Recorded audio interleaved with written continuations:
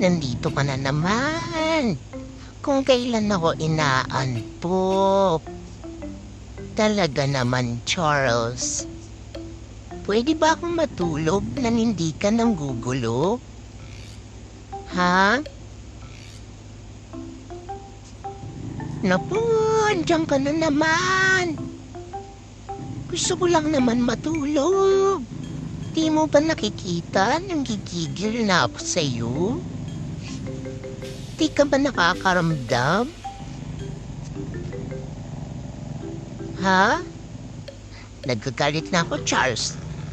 Huwag kang magulo dyan. Ang gulo-gulo mo talaga. Ayan, lumabas tuloy yung sipon ko.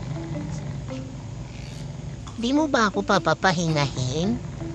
Gusto ko lang naman matulog.